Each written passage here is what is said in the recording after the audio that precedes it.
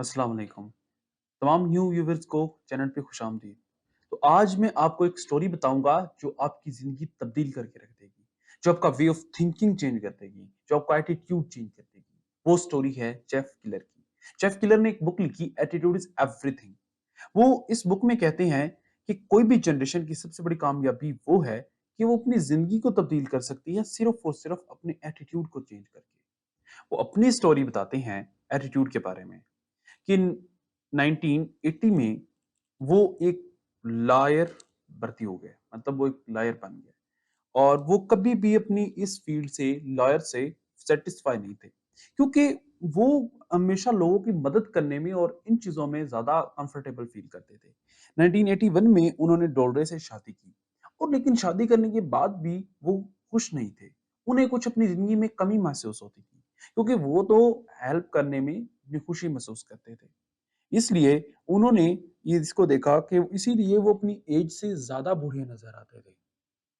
और जब वो अपनी ये लॉयर वाला काम करते थे, तो वो अपनी उम्र से भी ज़्यादा बूढ़े नज़र आते थे, क्योंकि उनको अपनी ही फील्ड में इंटरेस्ट नहीं था, उनको मज़ा नहीं आता था फील्ड में। इसीलिए कोई देखने वाला उनकी एज से ज़्यादा बूढ़ा होने को तस्वर करता था। हालाँकि उनकी एज अगर 20 साल की थी, तो वो 30 या 40 साल के नज़र आते थे, और 30-40 साल की उम्र में 50-60 साल के नज़र आते थे। वजह ये थी कि वो अपनी फील्ड से सैटिस्फाई ही नहीं थे। लेकिन फिर उन्होंने अपना मोटिवेशन स्पीकर का करियर शुरू किया। जैसे ही उन्होंने ये करियर शुरू किया, तो अपनी ज़िंदगी में अपनी एज से कम बूढ़े नज़र आते थे। मतलब अगर वो 50 साल के थे, तो वो 30 साल के नज़र आते थे। तो ये उन्होंने खुश रहना कर शुरू कर दिया था। तो फिर वो अपना बताते हैं कि उन्होंने 20 साल तक इस चीज़ों के बारे में रिसर्च की। ये जो मोटिवेशन स्पीकर और ये जो बातें करते थे, उन्होंने 20 साल इस पे रिसर्च की। और 30,000 ऑडियो लेक्चर सुने, जो टोटली मोटिवेशन स्पीकर के लिए ज़रूरी थे। और उसके बाद उन्होंने हंड्रेड्स ऑफ बुक पढ़ी, और उसके बाद एक बुक जो उन्होंने खुद लिखी, वो थी एटीट्यूड इज़ एवरीथिंग। तो आपको इस बुक की इम्पोर्टेंस का अंदाज़ा हो गया होगा। उन्होंने हर चीज़ को, हर स्ट्रैटेजी को अप्लाई करके इस बुक को लिखा।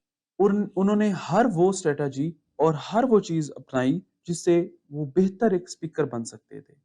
तो बेसिकली हमने इस बुक को 3 पार्ट्स में डिवाइड किया है। Success begin in the mind, मतलब जो भी आप सोचते हैं, सक्सेस वही है। सक्सेस वही है जो आप सोच लेते हैं। तो दूसरा पार्ट जो है वो ये है कि जो आप सोचते हैं, आप वही रास्ता इख्तियार करते हैं। थर्ड पार्ट है हेवन हेल्प, मतलब नेचर उनकी हेल्प करता है, नेचर या अल्लाह ताला उनकी हेल्प करते हैं जो अपना पॉइंट ऑफ व्यू पॉजिटिव रखते हैं। चलिए इसी के बारे में मैं आपको एक स्टोरी सुनाता हूँ। सारा और सैम एक ही ऑफिस में काम करते हैं, दोनों कोलीग हैं, और दोनों को टी ब्रेक दी गई, और दोनों सेम टाइम में ही दोनों को भूख लगी थी, और दोनों ही कैफे में चले गए। तो दोनों को सेम टाइम में ही ऑफिस में गए, और दोनों को सेम वेटर ने ही सर्व किया। तो लेकिन एक ने वेटर के लेट आने पे सैम ने गुस्से का इज़हार किया, जबकि उसी के मुकाबले सारा ने कोई गुस्सा नहीं किया, और वो हँसी-खुशी वहाँ से निकल गई। लेकिन अब देखें, दोनों को एक ही वेटर ने सर्व किया, एक ही टाइम में उन्हें ब्रेक दी गई, एक ही चीज़ उन्होंने ऑर्डर की, और एक ही जितनी दोनों को तकरीबन भूख लगी होगी, क्योंकि टाइम दोनों का सेम था। लेकिन अब देखें, निकलते हुए सारा के मुँह पे मुस्कुराहट थी, और वो हँसती हुई निकल गई, और शुक्र अदा करती हुई निकल गई। उन्होंने कहा कि आई हैव ईटन फूड, तो मुझे खाना मिल गया है, तो वो निकल गई। लेकिन उसी के कंपैरेटिव अगर आप सैम देखें, तो सैम जो है वो नाराज़ है, वो खुश नहीं है, वो इवन अपनी ज़िंदगी से भी खुश नहीं है। तो दोनों का अब ज़िंदगी को देखने का अंदाज़ चेंज है, लेकिन दोनों की सिचुएशन सेम है।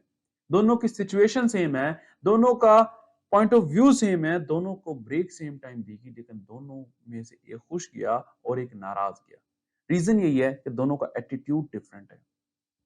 ये बिल्कुल वैसे ही है कि कोई आपके सामने आधा ग्लास पानी का पड़ा हो, तो एक बंदा कहे कि आधा ग्लास भरा हुआ है, और दूसरा कहे कि आधा ग्लास खाली है। हालांकि ग्लास वही है, आधा पानी भी वही है, लेकिन दोनों में से पॉइंट ऑफ व्यू डिफरेंट है। एक कहता है कि आधा खाली है, और दूसरा कहता है आधा भरा हुआ है। तो इन दोनों में फर्क जो है वो देखने का है, एटीट्यूड का है। तो दोनों ने अपना अपना पॉइंट ऑफ व्यू दिया। एक असल में नेगेटिव सोच रहा है, वो फोकस कर रहा है कि आधा खाली कितना है, और दूसरा फोकस करता है कि इसमें भरा कितना है। अब एक पॉजिटिव माइंडसेट वाला ये सोचेगा कि मैं कर सकता हूं, उसी के कंपैरेटिव नेगेटिव माइंड वाला सोचेगा कि मैं नहीं कर सकता। एक पॉजिटिव माइंडसेट वाला क्या देखेगा, सॉल्यूशंस कौन कौन से हैं, मतलब हल कौन कौन से हैं। लेकिन नेगेटिव वाला ये देखेगा कि उसको प्रॉब्लम जिंदगी में कौन कौन से हैं। हमेशा प्रॉब्लम की बजाय हल की तरफ जाओ। उसके बाद नेगेटिव वाला ये सोचेगा कि जिंदगी में उसके साथ क्या क्या बुरे हैं, क्या क्या उसमें कमियां हैं। लेकिन पॉजिटिव वाला ये सोचेगा कि क्या क्या उसके पास है, जिसको वो यूटिलाइज करके, जिसको वो यूज करके अपनी जिंदगी को और बेहतर से बेहतर कर सकता है। उसके बाद पॉजिटिव वाला ये सोचेगा कि अल्लाह ताला ने उसे क्या दे दिया है, क्या-क्या दिया हुआ है और उसके पास क्या-क्या चीजें हैं जिनको वो यूज कर सकता है। लेकिन नेगेटिव वाला ये सोचेगा कि उसके पास क्या-क्या चीजें नहीं है। उसके बाद पॉजिटिव वाला देखेगा कि उसके पास पॉसिबिलिटीज कौन सी हैं, मतलब मौके कौन से हैं, किस-किस चीज को वो यूज कर सकता है, उसके पास पॉसिबिलिटीज कौन सी हैं। जबकि नेगेटिव वाला ये देखेगा कि लिमिटेशंस कौन सी हैं, उसके पास क्या-क्या चीजें हैं जिस पे वो लिमिट हो चुका है, जिससे आगे वो नहीं जा सकता। तो ये है पॉजिटिव और नेगेटिव थिंकिंग के फर्क। तो जो आप सोचते हो आप वही होते हो। तो सोचना जो होता है वो बहुत इंपॉर्टेंट होता है। आपका एटीट्यूड, जिंदगी को देखने का एटीट्यूड, आपका रोजमर्रा के कामों को करने का एटीट्यूड डिसाइड करता है कि you are a positive person or you are negative person. If you are a positive person, then you will be see a good thing from bad things.